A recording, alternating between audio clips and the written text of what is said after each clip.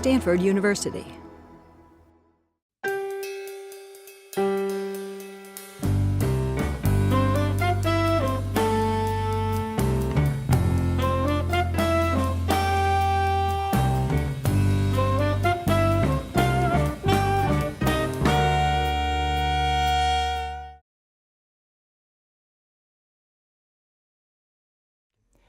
Today is October 4, 2016. I'm Todd Gamlin, and on behalf of the Stanford Historical Society and the Stanford Oral History Project, today I have the privilege of interviewing Dick Gould.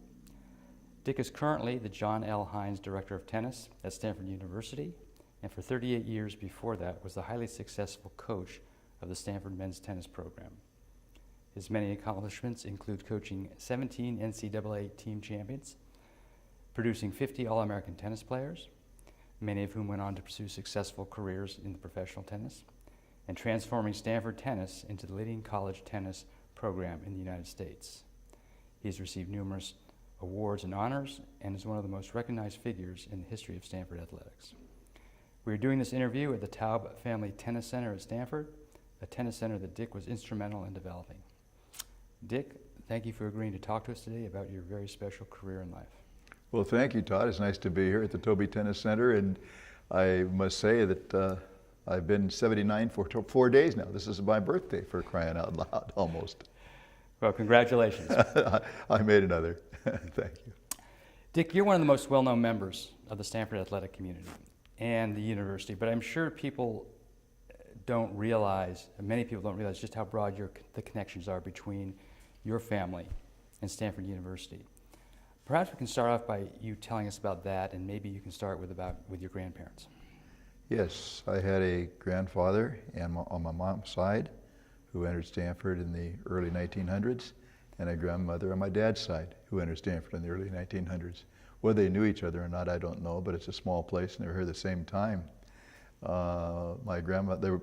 were both here during the earthquake in 1906. And actually the Stanford Historical Society has some pictures I think they're going to be using with my grandmother in front of the broken down building and Mariposa Hall dormitory with the cauldrons out in front and some wash in the back when they're living outside for a couple of days before they go back in. Do you recall what your grandparents studied when they're here? I do not. Well, I take that back. My grandfather was an attorney. And I don't know whether or not there was a law school per se then. I know my other grandfather went to the University of Michigan, and law was a part of the undergraduate study at the time. So I don't know. Now, your father and mother also attended Stanford. What can you tell us about that? Well, they came about the same year, in the early 30s. My dad was from Ventura, California. My mom was from Watsonville, California, where her father settled and practiced law.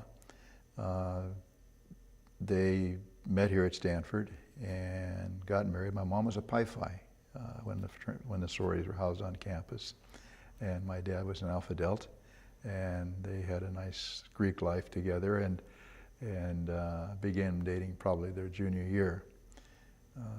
Amazing letters. My dad did a great job of keeping a diary, and every day for the 4 years he was at Stanford, there is an entry in his diary, no matter what. They're usually a sentence or two long. You couldn't read his writing, as you can't read my writing today, but it's a fascinating diary. But you have that diary? Well, Stanford has a copy of every page of it now.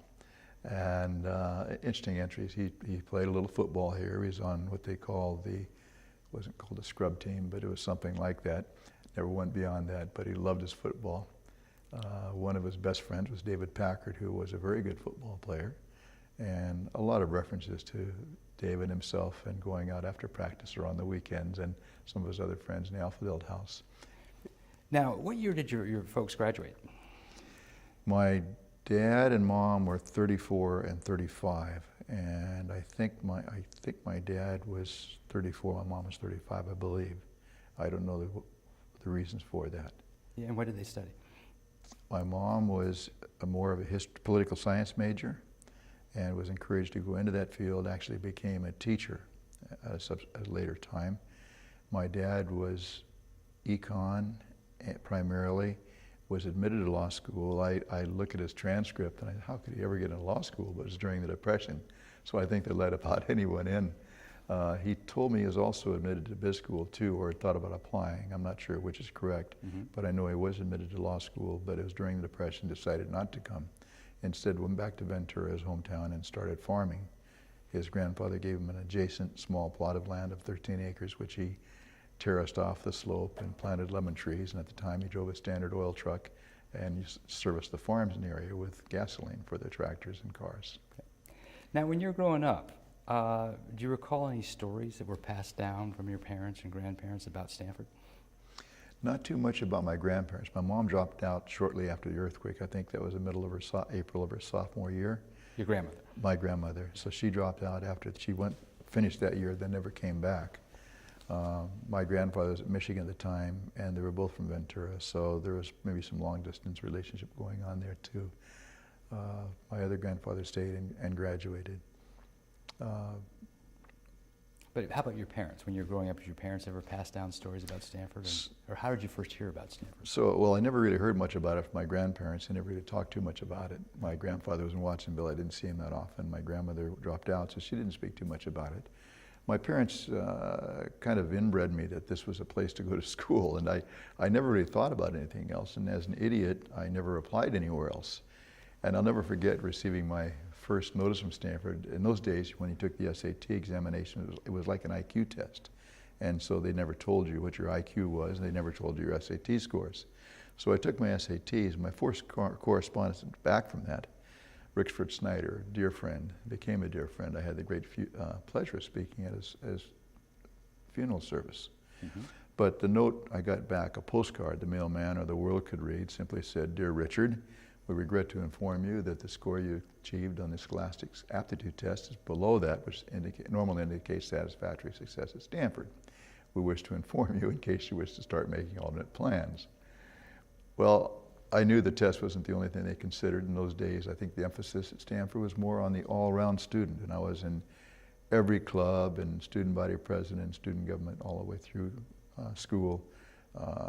I played a lot of different sports, football, basketball, tennis, although tennis was by far the one I was more successful in. And so maybe I qualified as an all-around student, and I had good grades as well, so that all helped.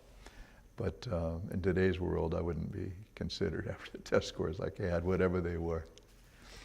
I'm going to go back into your background a little bit. Let's talk a little bit more about the Stanford connections. Your siblings went there as well, is that right? Came here to Stanford. Yes, I was the oldest in my family, and I was admitted. If I had not gone here, I would have probably gone to junior college or as a backup applied to UCLA at the last minute. But I was in fact finally admitted and overcome with joy at that, because Stanford was the only place I'd really heard about. My parents had built it up so much.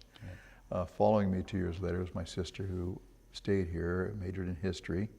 She got her master's at Stanford and also a PhD in history from Stanford, and taught a couple of years down at Cal Poly, and then became the history professor in Tallahassee at Florida State University, and the head and founder of the Women's Studies Department there. So very proud of what she did at Stanford and beyond. My brother was 3 years behind that, and he was an engineering major here at Stanford, became a pilot, and flew commercially for 30 years with Northwest Airlines. So all three of us were here, and ironically, when I was in my 5th year getting my master's degree, which was a little bit unusual because I got into graduate school without graduating. Dean Winbigler, our Dean of Students at the time, who I did not know, I dropped unannounced into his office, said, "Dean Winbigler, I'm playing tennis. I've decided not to major in poli-sci and go into law. I've decided I'm going to be a PE major, and that's a 5-year program where you get your master's in your 5th year and your general secondary credential. Being the fact that I'm going to be here 5 years anyway, I was wondering if there's any way I could take my eligibility from one of my earlier years on the tennis team and put it into my 5th year. But the rules are such I cannot do that once I've graduated. Is there any way I can get into graduate school without graduating?" And I was really overcome with gratitude, because he went out of his way to help me out of the blue to find a way to get into graduate school without graduating. So I'm class of 59, master's in education in 60, and I did it by being able to qualify with a solid straight B average, barely, into a thing called University Division, which was primarily to set up for people who are overseas and maybe lacked 1 or 2 units to get into school, graduate school, were called to serve the country, and also for foreign students who didn't have technically a BA degree, but obviously qualified. So I got in with that. I sat out. I was our freshmen on our freshman team could not play in the varsity, so I was on a freshman team. I was number 5. I was always working in the summer as a junior, so I never played junior tournaments in the summer. I only could play during the school year and enter some sporadic tournaments in Southern California, a good hour drive to Los Angeles from Ventura. So I came here as a good player, but not a great player. My first year in the varsity was my sophomore year. First year freshmen could play on the varsity, and I was number 7, which wasn't a lot of fun in tennis. You play 6 players, so I was in essence the first guy off the bench. And I was going to be number 7 again my junior year, and that's when I went to Dean Winbigler and changed my major and said, is there any chance I can sit out this year and then get into graduate school my 5th year and therefore, without graduating, still play tennis? And he found out a way I could do that. I'll be forever grateful to him. Okay. Quickly, I'm going to ask you some more questions later about going to your tennis career at Stanford. Talking about other family members that went to Stanford, your wife, Ann, was a Stanford grad as well as her father and mother, is that right? Yes, various aunts and uncles, and along the way, my wife entered Stanford. Her dad and mom met at Stanford were also, as my dad and mom were, married in Memorial Church. And then before that, my first wife came to Stanford. Her parents did not, Margie, but she was a dolly in those days and was very active in a lot of things. And we met our sophomore year and got married during the summer before my 5th year. She was in education also. And we had our child in that first year while I was at Stanford and playing on the team. So she came to Stanford, and then my second wife came to Stanford. Both their parents were married in the Memorial Church, and then went to International Business School in the Thunderbird School in Phoenix, and her dad accepted a job in South America for Armco Steel Company. So my second wife, Ann, moved to South America when she was about 6 years old and grew up in Colombia and mostly Brazil and learned her tennis in Venezuela. And in fact, she entered Stanford, the summer before she entered Stanford, she represented Venezuela in Junior Wimbledon. So that's her claim to fame. And promptly lost in the first round in a match she said she choked in. She had a chance to win. It happened to be the first year of open tennis, 1968, so it was an exciting year in tennis. Right. And so her mother and herself came, neither of her brothers nor her sister came to Stanford. And 2 of your children and 3 of your grandchildren have also gone to Stanford, is that right? Well, the beat continued a little bit. Yes, my oldest went to Princeton and played a little tennis there. My second went to Stanford, met her husband at Stanford in Vienna. And my third daughter went to USC, met her husband there. She was on the All-American swimmer, and her husband was on the national water polo team and was the last cut in making the Olympic team. My only son, Rick, was at Stanford and was All-American swimmer at Stanford, and like his daughter, his sister at USC, they were both team captains of good teams at Stanford. And then my second generation of family, Ann and my daughter Kimberly, she went to Harvard and was captain of the volleyball team, and then came to Stanford for her MBA. And that's, she met her husband who had just finished his MBA here at Stanford at the time. He had gone to Duke and played basketball for Coach K. My son got his MBA here, as his wife did as well. So that beat continued, and then my first daughter's second child, Amy, came to Stanford and is now the director for the 7 years of director of operations for women's volleyball, working in the athletic department with me. I get to see her smiling face every day. My second daughter, Sherry, she and Tom, their first child went to Princeton, and their second two came to Stanford. One is a junior as we speak, one is starting his freshman year.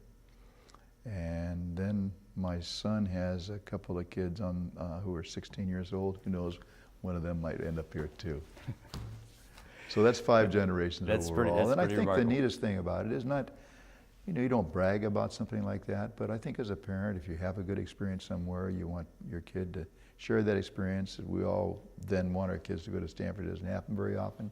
I'm very blessed that many of them got in and have really enjoyed it. Biggest thing is they've enjoyed their own respective experiences here. I think that's the biggest thing. That's wonderful. Let's go back and talk. You've given us some really good information about your background growing up, but let's go back and fill some of that in. You were born in Ventura in, 1937? 1937. Okay. You told what brought your father to Ventura? Well, my grandfather was already here. He moved here when he was about 5 years old, and from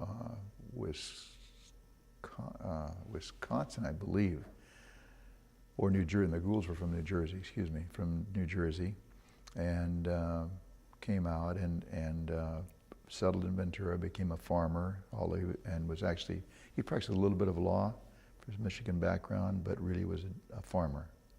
And so that's where my dad was born, of course. And so go back quite a ways in California history. Okay. And your mom, where was she from originally? My mom's from Watsonville, and her father was a full-time attorney and gentleman farmer. He had an apple orchard in Watsonville and had a couple of horses as well. Okay. Tell us what your father was like. What kind of person was he?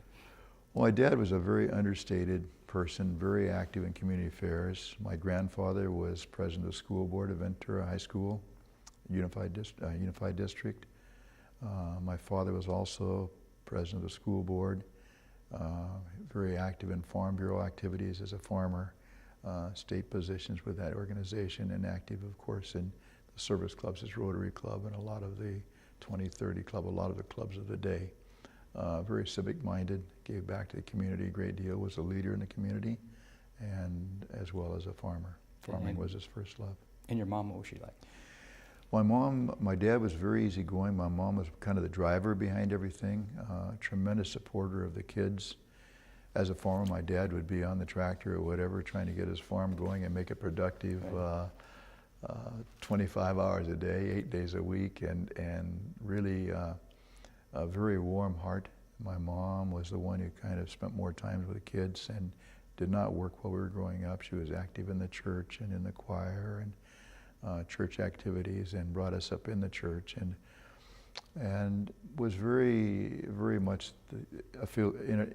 engaged in our activities, whether it be Cub Scouts or Boy Scouts or church youth groups, where there might be. She was a leader in all of those things that we got involved with, and actually became a substitute teacher before I got out of school. When I was a fifth year student at Stanford, my sister was a junior, my brother was a freshman. My mom was here working on her PhD or her doctorate in education, which she never did finish because she didn't do her dissertation.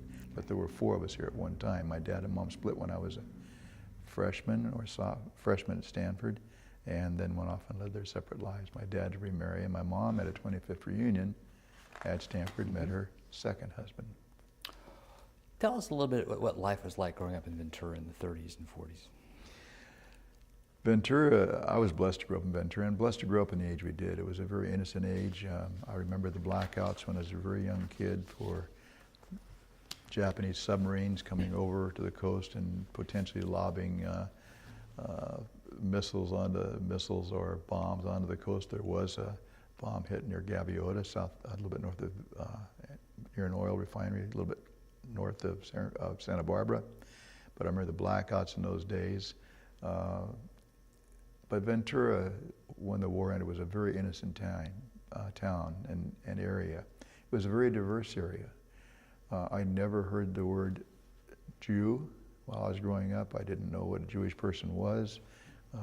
I had a couple of great friends who were African Americans, one of whom gave my graduation supporting speech when I was, or my supporting speech when I was running for student body president. We dated twin girls. There were just not, you didn't sense a bigotry. We had a lot of migrant workers, so there were a lot of Hispanic friends in our schools growing up from kindergarten on. It was a very, very innocent time, and it was just a great time to grow up as a kid and a farmer. I just really enjoyed living on the farm and meeting the friends I met. Now, you talked about World War II and the impact it it had in your life. Were there any other social issues, if you will, that were going on at the time that sort of influenced you? Not really. It was a very, very innocent time, and other than very early on in the war and watching the troops, so to speak, in training march in the road and practice their marching in front of my house very early on. It was a wonderful time to grow up, and the Depression was over, the war was over shortly, everyone was in a good mood, the economy was booming. It was just a great time. The 50s were really a wonderful time. Can you tell us a little about what your high school life was like? I loved school growing up. It was interesting, we had a football game here with USC a couple weeks ago. My best friend applied to Stanford, didn't get in, went to SC. My other best friend went to Wyoming on a tennis scholarship. One was my best man at my first wedding, and we share a lot of time. He comes up for every USC game, being a great alum. And my other best man for my second wedding lives in the area, and we stay very, very close and do a lot of things together. So I regret greatly that I did not have a picture of my two best friends growing up who were both there in the same weekend at the same football game recently. And who are they? From Ventura, Dick Mays, a wonderful fellow, became an orthodontist. And from my other friend who went to Wyoming on a tennis scholarship, Tom Shivington. And we actually were partners in two businesses we started and actually incorporated in them, and we're partners for 20 years. And so really long time, great friends from high school. Dick and I met in kindergarten, where his mom was his kindergarten teacher. Tom Shivington and I met in a 7th grade PE class where we both hit our first tennis ball. Right. Now, as I understand it, Tom Shivington really had really made a major role in your life as a friend. Can you tell us some of the influences he had on you? Of course. Tom and I weren't that close in high school in terms of friends. He had his set of friends, I had my set of friends. But I started tennis with private lessons the summer before junior high school, and had a couple of private lessons, much to my chagrin, I must add. Tom and I met again then in a tennis class in 7th grade, and we were the two who really took to tennis. He had not played before, but we were doubles partners and played in junior doubles and all through junior high school and high school, and in Southern California during the school year in some of the tournaments. We became fast friends. I was a pro at Fremont Hills Country Club for 6 years. After graduating, I was hired by a former SID at Stanford, a tremendous person, Bob Murphy, who had left Stanford, who was not yet at Stanford as AD, or later at San Jose State as athletic director, or Stanford as an SID. But he hired me at Fremont Hills, a new club in the area, and I worked there for 6 years while I was teaching high school and Foothill College in back-to-back sessions. And when I left Foothill to take the job at Stanford, I called Tom, who also had a teaching credential and was teaching in Southern California. I said, Tom, there's a great job open here at Foothill College. You really got to talk to him about it. I said, Dick, I really like what I'm doing down here in Costa Mesa. I love the school. I'm coaching basketball as well as tennis. I have some great kids coming up. I just can't take a look. I'm not interested. Do me a favor, Tom, just come. And he came up, was offered the job on the spot, accepted the job, and almost immediately we got back together, and after a few years of hiatus, and started a company or two, and really had a lot of fun together. Let's go back to your high school years. You said earlier you're on the football team, tennis team. What else? What other sports you play? Well, I've checked that a little bit. I was on the junior high school football team, and I was on junior high B basketball team, Exponents then, and the same thing. I was on the basketball team briefly with Tom for 1 year, and the B basketball team for the entirety until the senior year. B meaning a little bit smaller and younger. And then I played a little bit of football 1 year in high school, and it wasn't for me. My dad encouraged me to, and I didn't like it that much, and so I stuck with basketball and tennis through high school. I wasn't very good in basketball either, but I enjoyed it. It's a great game. What subjects did you like in high school? I think my favorite subject was probably a leadership class I had. Made a big impact on me later on.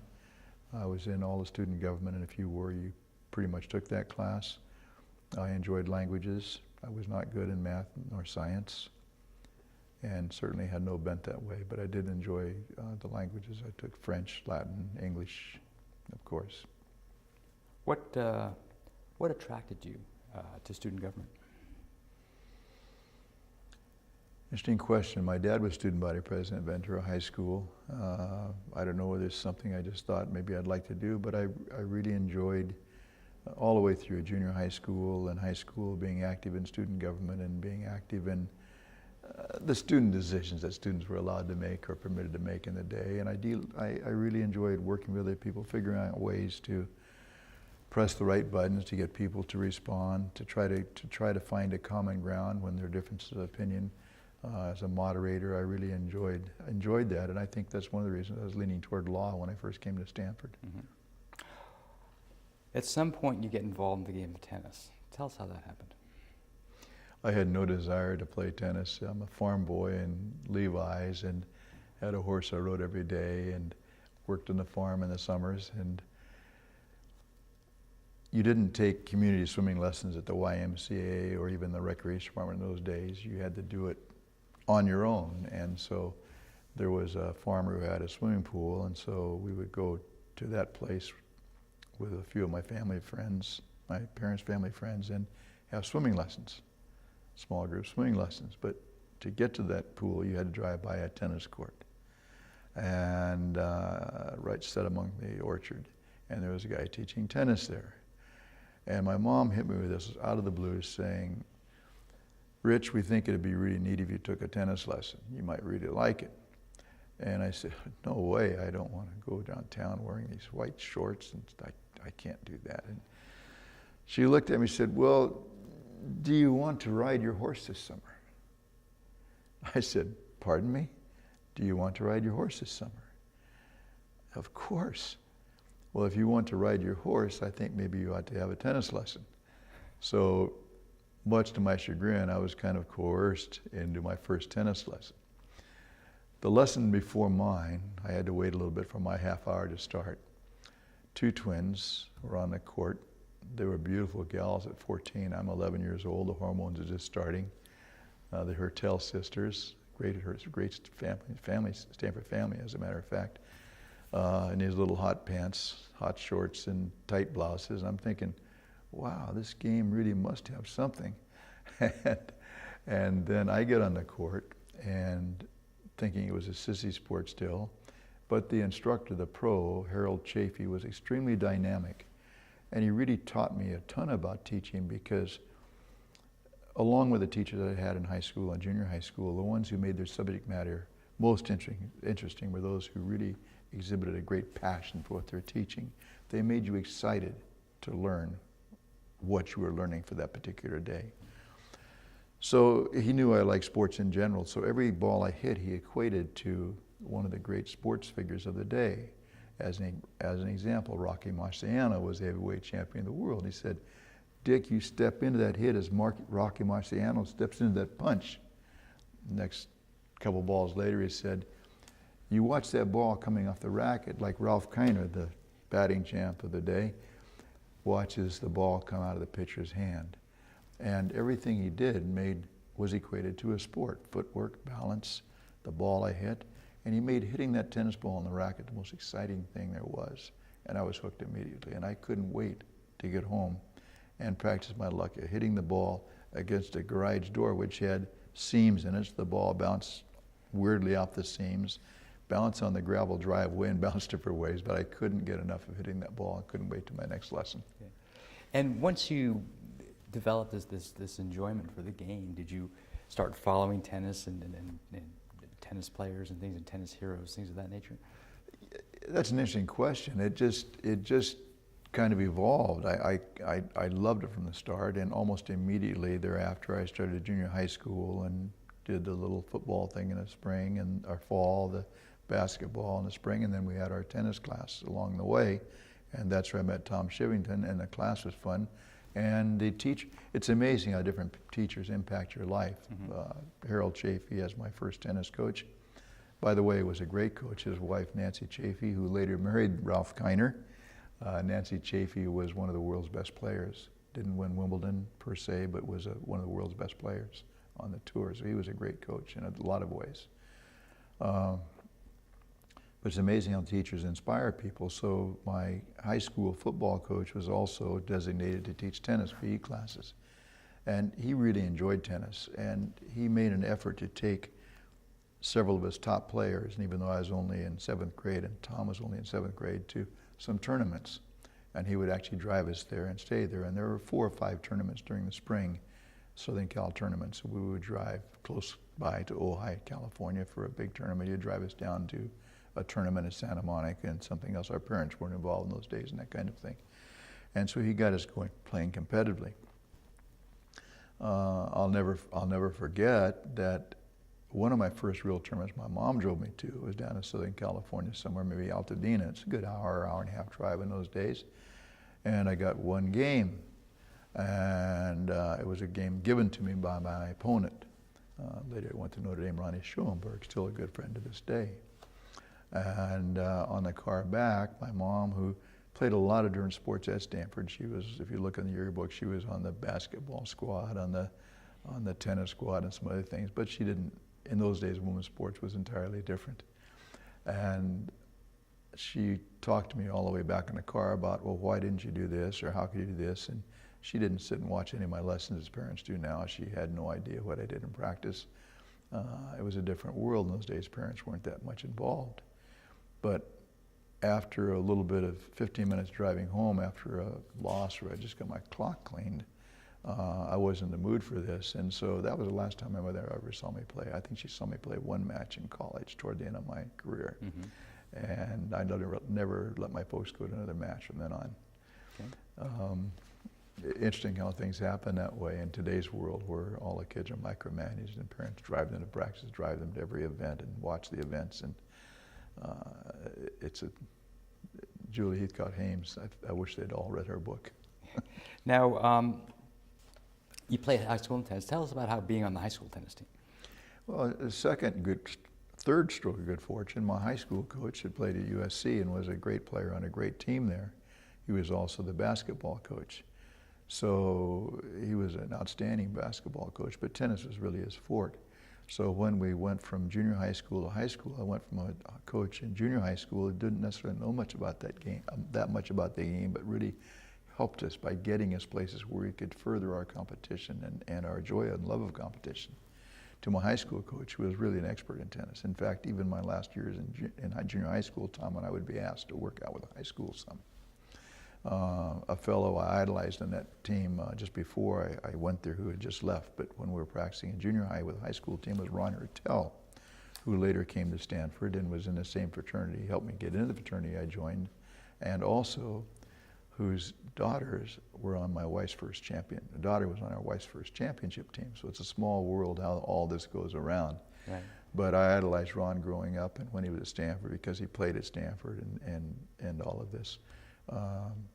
But we worked out with the high school team a little bit, and my high school coach was very good and really helped us develop a different kind of a coach from Harold Chafee, but very, very good coach. So I was very, very lucky in terms of the coaches I had. And what was his name, your high school coach? Arnold Saul was my high school coach, and he passed not long ago. I had a good fortune to speak at his service. It was really an honor for me.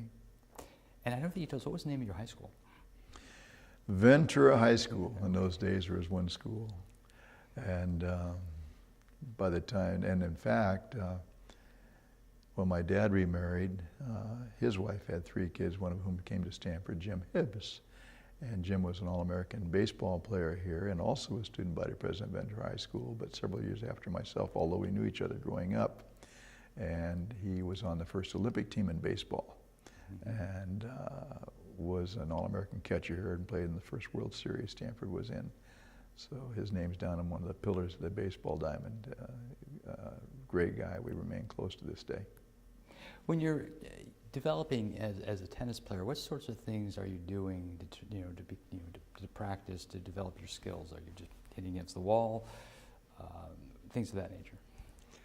You know, I think hitting against the wall is really downplayed. A lot of great players didn't have a partner all the time, and so they hit against the wall. But the one thing I found out quickly, you never beat the wall. But it was really, I think it's a great way to sharpen your skill. My wife went to one of the original tennis camps in Hamtramck, Michigan. She would come up from South America for part of a summer and live there and go to school even for a semester. And Gene Hoxie. And one of the things that Gene Hoxie incorporated in her drills was hitting against a wall. And if you hit so many against a wall, then you could go on a court and do this. If you did so many there, you could go to another court and do this. But when you didn't get that done, you came back to the wall and started your rotation all over again. So the wall is really a great way to learn tennis and hit a lot of balls in a short period of time. But I was really lucky with the coaches I had, and even at Stanford I had a great coach, a very different coach. Every coach different, and it taught me a lot of things that to be a great coach, not everyone does it the same way. I think it's very important. What would you say were the important things that Coach Saul taught you? Coach Chafee was very dynamic, and he taught me the importance of relaying that to my pupils, being excited about what I teach, being excited about what they achieved, and being sure they understood that I was excited about what they achieved, whether it's simply making contact with the ball or not. Coach Saul was much more even-tempered. You never heard him get upset during a basketball game you were playing in, or a basketball practice, or in tennis. But he understood the game well, the tactics of the game. He taught a little flatter style of play. Coach Chafee taught a little more topspin in his shots, a little more fluid that way. But Coach Saul was really good about analyzing opponent, maybe play his forehand a little more, maybe play his backhand a little more. And we had a pretty good high school schedule in those days, and I was playing number 1, Tom was number 2 most of the time. So between us, we would always have a couple of the better players to play against. It's interesting, a small world. Many of those players, several of them came to Stanford later on and didn't play on the team necessarily, but were here students, co-students with me. Okay. We've talked about your high school. Let's talk about your attendance at Stanford. You told us about how you went about applying. When you came to campus, was it your plan to play on the tennis team? Yes, I wrote the coach here a note. I remember going to Ojai in Southern California, the tournament as a junior high school student. Of course, the only college my folks ever mentioned was Stanford. I remember going down there as a high school student, and all the time it's a tournament, it's the one tournament where college level, there's an open division for semi-pros, there's a collegiate division for all different kinds of colleges, a Pac-10 and the Pac-6 division where the colleges play. There's age group divisions for junior players. And I remember looking up to all the Stanford guys wearing their Stanford jacket and playing in the tournaments. Ron Hertel was playing at the time, a guy from Ventura. Really inspired me a lot to see him wearing a Stanford uniform. I really looked up to these players, and it was a big inspiration for me to see them. So I was someday hoping to go to Stanford then and to also be able to wear that T-shirt or whatever it was. You didn't get much equipment in those days. Wear that for Stanford. And I came, and in those days freshmen could not play in varsity teams in any sport by NCAA rules, so I was on the freshman team. But the first chance I had to play one sport all day, every day. So we'd come to practice. My coach would get here at 3 o'clock. He was a manager. He was a club pro at a local tennis club, the Menlo Circus Club. Later became manager, but for the 16 years he was at Stanford, basically World War II on until I took the job. Little interim after World War II before he took over. He would come here at 3 o'clock as a part-time job and leave at 5. And he would bring out a box of balls, and those are the balls the team used to practice. And he had a varsity team, a junior varsity team, and a freshman team to coach. There weren't as many matches in those days, so it was very possible to do that. He was the only coach, no assistant. And he knew a lot about tennis. And being able to play every day, and even though he never fed you balls because he really couldn't take time one-on-one with you because he had another 30 guys he was responsible for at the same time, he would walk from court to court and give you a little bit of hints along the way. And our freshman team, there were some great players at Stanford on varsity then, 2 Davis Cup players to be, Jack Frost, a very distant cousin of mine from Monterey, and Jackie Douglas, who was an All-American football player, 3rd-team All-American football player, Phi Beta Kappa, and a great tennis player, Davis Cup player to be, from Santa Monica. And I idolized both of them, and they were on the varsity when I was on the freshman team.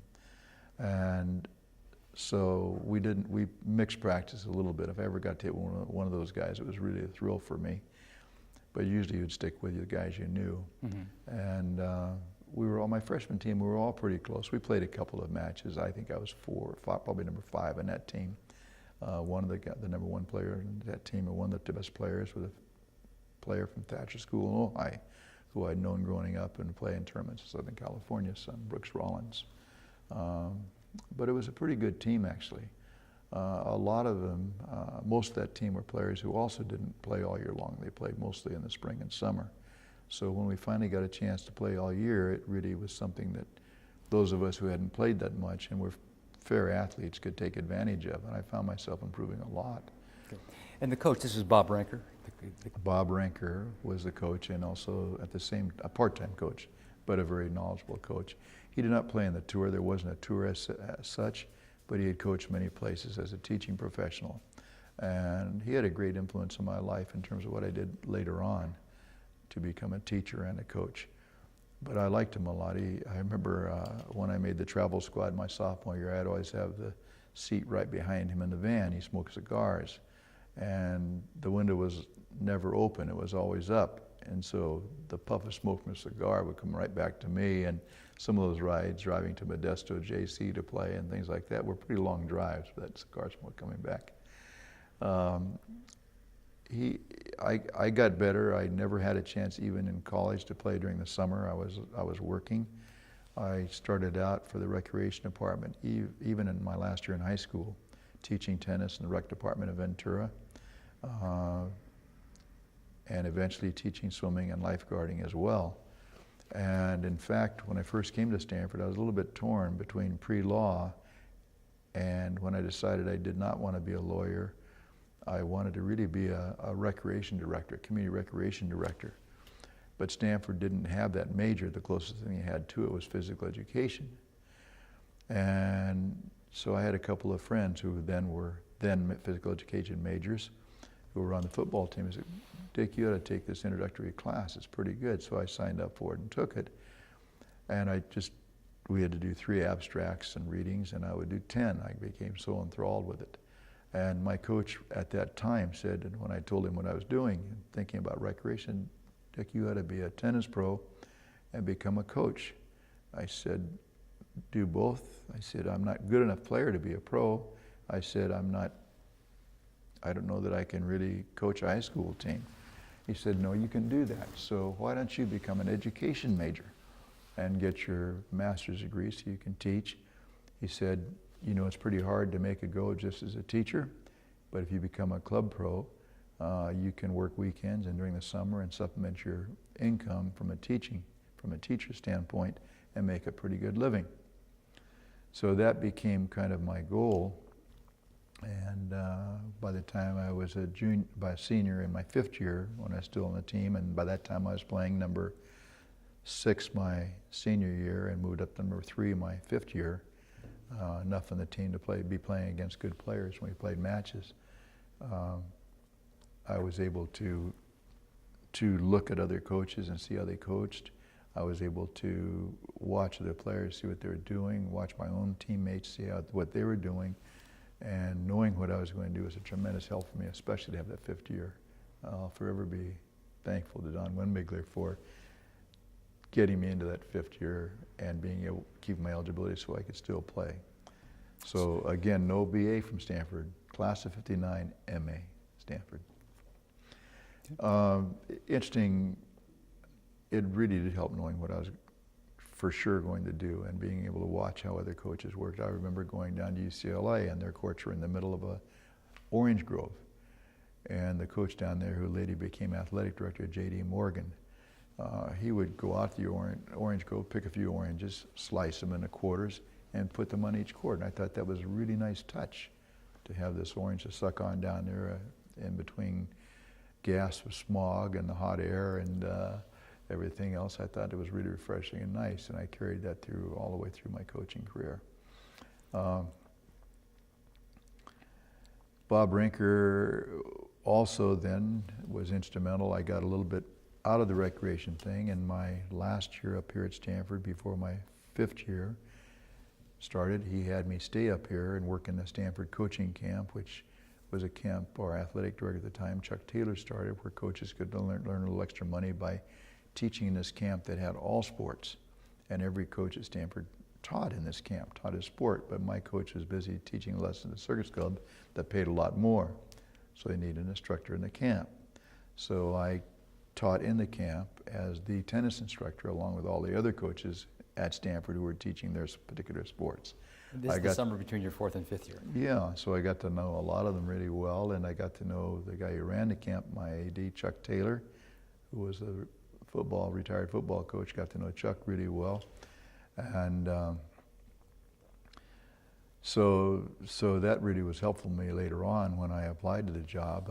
I did this little thing. In fact, talk about backboards, our whole thing was hitting against a backboard. And because we didn't have room for all these kids on the court. And there used to be a big wall, the old Encina gym, big wall, 30 feet high. And they had 4 handball courts against it, and it was all caged, but it was a great backboard. So we'd play a little game. I'd give them a little nebulous instruction, 20 kids or 30 kids at a time. And then I'd have them, you and I would play, rally a point against the board like you would handball. When you lost, you dropped out, I stayed in, I got a point. When I lost out, I'd take the total number of points I won, keep track of them, the next guy'd come in. And then we were the Stanford Indians at the time, so I printed up these little cards, and one would say Indian Chief, one would say Brave, one would say Warrior, and so on classification. I give these cards out, sign them, and give them to all kids when they finished. And then I did a little survey of how, because kids are funny with this, and all your things in camp, what was your favorite sport? And a majority of them wrote down tennis. And so I kind of kept those figures back of my head and in a piece of paper ready to show my new boss-to-be when the time came. He was aware of it, however, that the kids were enjoying their tennis. So that was good for me. My coach also had me teach some at the Menlo Circus Club and help him out a little bit there. And so that gave me an experience in private teaching. And I hadn't taught too much privately. It was mostly group work in the Recreation Department of Ventura to that time. And I really enjoyed that, teaching some at the club, but also going out to some private home courts. And one of the things that happened on those courts really hit home with me and drove home something that I had learned from Harold Chafee, and that was to make it exciting. So I would teach on this private home court. It was a guy named not Bill Lane. I'm sorry, I forget the name, but he was a professor in a business school and let me use his court to teach on.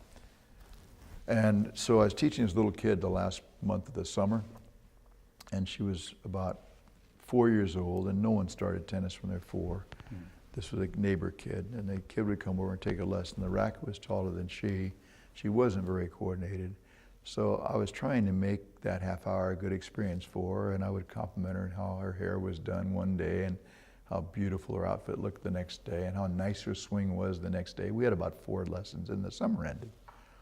And the last day of the summer, she finally connected with the ball, and just a beautiful, beautiful forehand, little toss ball from up close. And the ball went over the net, and I'm going, yay, I'm clapping and screaming and jumping up a little bit. And she looked at me, and she started jumping up and down, realizing what she did, and she stopped in midair. She froze.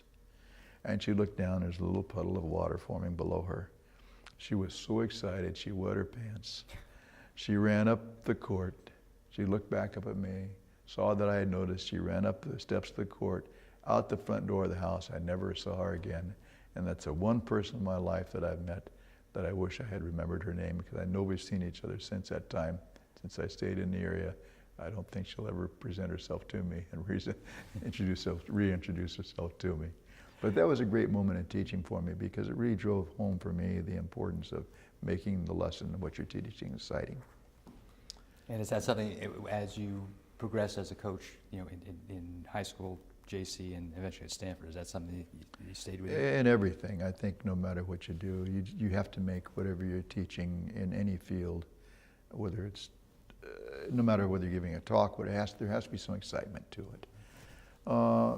So I went ahead and got my teaching credential and applied at Mountain View Los Altos High School District. I applied at Sequoia District. I applied at Palo Alto District. And in tennis, most of the tennis was more affluent places. And so I really was hoping to get in Woodside High School. Had a great interview up there, didn't quite get the job. I really wanted to get into Palo Alto High School. Same situation, didn't quite get the job. But when I was at Stanford, my fraternity was kicked off campus for misbehavior. And so I would eat lunch at campus with my fraternity, Zeta Psi. I would eat lunch at the Kappa Sig house, because we were living off campus. It had to. And where a couple of my tennis buddies were. And one of the friends I had lunch was there. His dad was the principal of Mountain View High School. So when I applied in that district, he put in a great word for me and said he wanted to hire me. And so I was hired at Mountain View High School. Well, there were two high schools in that district: Los Altos High School, which had people who could afford to play tennis; Mountain View High School, which is on the other side of El Camino Real, which attracted students from El Camino out to the other side of Bayshore, a much lower socioeconomic group. And I was hired there to teach freshman football, because I had played a little bit, not good and not successfully, but a little bit in high school and junior high, and also to coach tennis. And that's how I got the job, because of knowing someone whose father was a principal.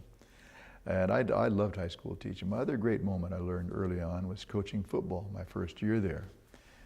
I was in the classroom teaching social living. Basically, it was sex education, health education, drugs, social interaction. I had no big script to follow. It was pretty much do your own thing. I loved it. And it was really fun for me. And then I taught PE, driver training, things that many times coaches taught, and coached freshman football and then the varsity tennis team. And I didn't know much about coaching football other than a little bit that I had played, and I hadn't studied it as a coach. And one day I had ninth grade, mostly 9th and 10th graders, and they were the scrubs, the junior B team. But it was a very good program. They never cut anybody. You had 4 or 5 different levels of football teams, and all teaching the same system. Great coaches I was working with. They really helped me a ton.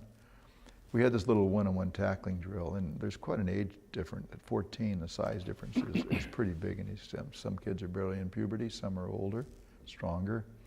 And nobody, I think, really grows up loving contact. You have to learn contact. And so we'd have these one-on-one tackling drills from me to you, 10 feet apart. Mm-hmm. And I came out, barely had time to put my cleats on. I still had a sports shirt on. You wore coat and tie in the classroom in those days. My whistle around my neck. And everyone's in a semicircle, and 2 guys 10 feet apart blow the whistle. They run to each other, and one guy was to tackle the other. Well, it became Eddie and Matthias's turn. Eddie had long hair coming out from under his helmet. In those days, you'd call it Pachuco type. Okay. He would run, and just before he hit the guy, he'd fall to his right. Eddie, come on, let's do it again. Run, slip, and fall to his left. Well, I'd say run, it's only 2 or 3 steps.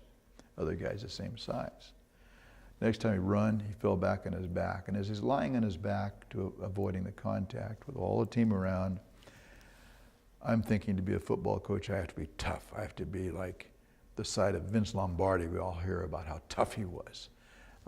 So I'm standing over Eddie in my slacks, my dress shirt, my cleats, my whistle, and I'm saying and yelling and screaming every vile word I can at Eddie, calling him everything you never nowadays could call somebody. And he's just lying there taking it all in. And when I finally could think of nothing more to say in front of everybody, he held up his hand, gave me a one-finger wave, and said, "F you, Mr. Gould." And I stopped. I just froze. And then I thought what he had said, thought what he said, and I just cracked up and started laughing, and the whole team started laughing. And it was a magic moment for me, because it taught me in coaching, never try to be someone you're not, and always be yourself. And that you didn't have to be a tough guy to be a successful coach. Can we started off talking about, you coming to Stanford. I would like to go back to that topic. Mm-hmm. And you told us about the Tennessee. Tell us about generally what the university was like when you arrived on campus back in 1955, I guess it was. Yes, fall of '55. Gosh, I remember so well packing I had an old Dodge. Interesting to digress a little bit, I was going to student government conferences in Southern California, Boy State, things like that. And I met a fellow who became a very dear friend of mine, a guy named John Arriaga.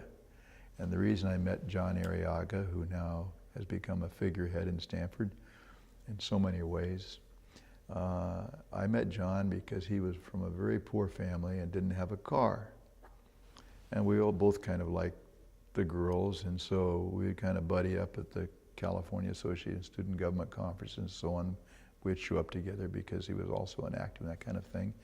And I had the car, so I'd be the driver, and we'd be driving around and together and taking the gals here, taking them there, and so that's kind of how that got started. That car, I put my bags in my car and drove myself to Stanford. Parents didn't come in those days.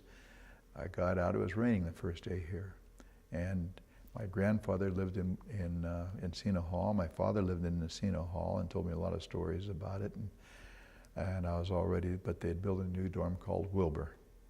And in fact, the sidewalk from the parking curb to the dormitory was not finished yet. It was mud because of the rain. So we are tracking into this brand new dorm at Wilbur Hall called Arroyo, going up 3 flights of floors to the 3rd floor, leaving mud all over the brand new dorm. And that was my first day at Stanford. I put my stuff in my room. Across from me, the door is open. Who's in that room but John Arriaga? So 2 good friends from high school, different high schools, went to school an hour and a half apart, joined up at Stanford the now, first were you day. roommates that first year? No, he's right across the hall from me. And who was your roommate your first My year? roommate was a gentleman from Denver, and he stayed at Stanford for 1 year. Really nice guy, very quiet, but didn't return his sophomore year. John's roommate, I was telling my wife the other night, he slept with his eyes open. It was really an interesting combination. But anyway, John was only in school 1 semester because he got mono really bad and had to drop out for the entire rest of the year. So he came back and started his freshman year over again my sophomore year. So we're always a staggered year apart from then on. Can you tell us a little bit what campus was like when you the first couple of years? So I drove my car, and in those days, no one really rode bicycles. It was kind of sissy to ride a bicycle, I guess you'd say, something like that. You had plenty of parking spaces. Graduate students, there were only maybe 1,500 graduate students. There weren't anywhere near the number of supporting staff members were then. You could park anywhere. I'd drive my car and park right at the tennis court, not at some lot quarter mile away. The women on campus, you had to wear a skirt on the quad. Bobby socks and poodle skirts were pretty much in. When we had a dance, it would be a sock hop at one of the gyms.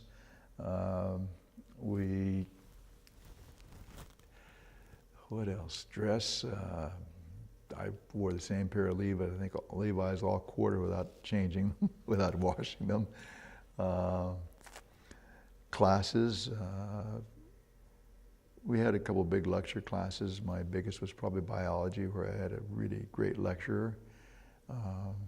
Our school in Ventura was a good high school, but we didn't do any work with the classics. In those days, we had what you call pink slips. And if at the semester you weren't getting at least a C, the pink slip was sent home to your parents, which of course never is done today. Stanford graded. This is at Stanford. Yeah, Stanford graded in a bell-shaped curve, 15% D's and F's, 30% C's, 30% Bs, 15% As. And it was a strict bell-shaped curve. Well, my first quarter here, first of all, I was barely got into the place. I was totally overwhelmed. Courses like Western Civilization, I never heard of Socrates or Plato in Ventura High School as an example. So I was way behind the kids who had gone to private school. And my only consolation was I thought John Arriaga might flunk out before I did. and I got 3 pink slips that first semester quarter. 1, a D- in biology, 2, a D- in Western Civilization, and I got a D+, I think, in something else. And so I wasn't off to a very great start. I did get a B in French, so I was very proud of that. But gradually I kind of learned the system and did a little better. But it was really hard for me academically. I didn't really know how to study. Mm-hmm. I read every page. I spent hours studying. I counted up my junior year. I spent actually literally taking time out to go to the bathroom, whatever, subtracting that time. I would study 7 hours and 12 minutes a day, literally study at my desk. And because I wasn't studying right, I read every page of every book and all the outside readings, and took copious notes in my classes, but I just wasn't doing it right. I finally learned a little more about that later on. So the curve was something very, very different. Social life, you couldn't have alcohol on campus. Mm-hmm. I didn't drink at all for my first 2 years at school anyway, so that was non-factor for me. But for our parties, as you came into a fraternity life, you had to go off campus for your parties. If there was any alcohol to be, it wasn't served within 3 miles of Stanford. But if you can imagine guys driving up the skyline or over to the beach or out into the valley to trace you somewhere for an overnight, which you could have in those days, 1 or 2 a year, and people mixing driving with drinking. It was amazing in those days why there weren't accidents, like fatal accidents. It's scary to think back on it. The women had to be in the dormitories by 10:30, and if they weren't, they got locked out and had to ring a bell, and the house mother would come let them in. I think you could stay out on the weekend till maybe 12 or 11, and you had 1 or 2 overnights, provided there was proper chaperoning for like a social party with a group. Mm-hmm. And if you got the girl in late, the idea was you'd send a dozen roses the next day to her. So it was really a different world in a lot of ways. I was in the Stanford band. I was a drummer in the band at Ventura. I loved playing the drums. I was in a Dixieland band I really loved in high school, dance band, of course. And then I was in the band 1 year at Stanford when it was a military type band, and in the ROTC band. And so there was an ROTC group on campus, and Air Force ROTC, Army ROTC, Naval ROTC. That all ended in the 60s when a lot of the uprisings and student uprisings came about. But it was a very interesting time. Grading, social mores, our dorms were much like they are now, 30 people in a dorm. The class wasn't much, our freshman class wasn't much smaller. I think they had 1,750 about. In those days it was about 1,200. The ratio of boys to girls was 4 to 1, 3.5 to 1 boys to 1 girl. A little harder to get dates in those days. The upperclassmen, sure, they knew about that. They picked up on the freshmen and gals pretty fast. The tuition when I started was $250 tuition, or $750 for the year, my first year. And everyone, when it went up the next year to $333 a quarter, everyone was up in arms. How are we going to afford this? So times do change. In those days, there were no athletic scholarships.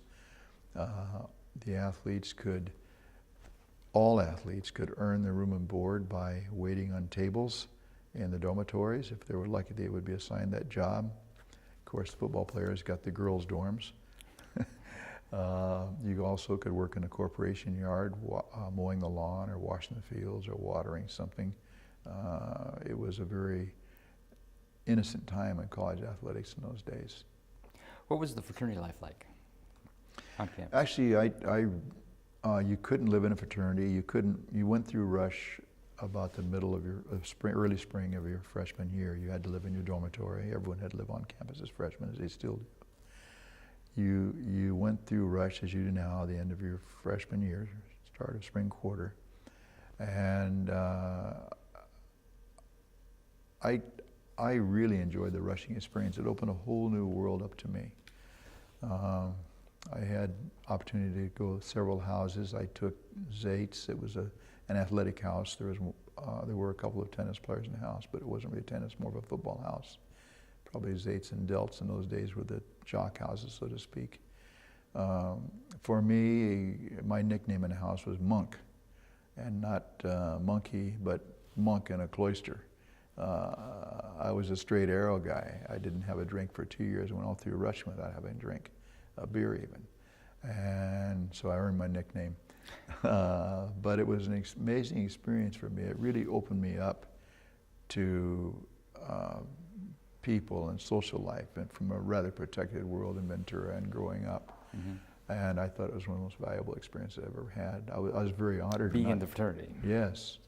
I was very honored not too long ago to have received from Zeta Psi nationally. I spoke at one of their national conventions, and later on I was awarded a thing called the Red Grange Award, and it was for outstanding success in athletics beyond college, and I was really very honored to receive that. Can you give us a little description of what the facilities were like at Stanford? There's a lot of buildings here now. What was it like back then in terms of what's here now that wasn't there? Well, first of all, you could park anywhere you wanted. There was no such thing as a parking permit or a parking fee. You could drive right through the center of campus, following the edge of Quad, up to the Zayt House, which is now the Bechtel House, the International House. The athletic facilities, the Quad was pretty much the same, although it's been gutted out and rebuilt internally, and other quads and other art centers and so on obviously have been added to really help the university in so many ways. But in athletics, in my little world, everything had been there since 1926. That was, or about in the 20s, that was a big boom for building in athletics. And it was very simple. We all dressed on the Quad side of Campus Drive being one lane in each direction at a time. We'd all change there, walk across the playing fields on the El Camino side of Campus Drive. The tennis courts were built in 1926. There were some stands that seated about 400 people that were dry rotting and falling apart. There was a little shack out there, and when I first got the job at Stanford, they asked where I wanted my office, assuming I would say in Encino Hall, where other than football and basketball, all the other coaches have desks in one big room. There weren't many assistant coaches in those days. I said, well, I'd kind of like to be that shed out by the tennis courts, right by where I'll be all day. And they said, we have athletic boxes we just store in that little shed, that little shack. I said, well, can they be moved? They said, yeah, I think so. So they moved them out, and the floor was concrete, so I went down to a remnant store and got a carpet I laid down, bought a little space heater that there was electricity I could plug in, bought a little refrigerator so I could keep my lunch cold. The walls were 2x4s with tar paper exposed behind the 2x4s. So I went down to the Humber Company and bought some plywood and put up little walls, and that was my office for 17 years. And it was right on the courts, and I was most happy. The other facilities, nothing new had been built, and the first buildings that went in were in my first couple of years. My first 3 or 4 years, Daguerre Pool and Maples Pavilion were built, and those were the first new buildings in athletics at the time.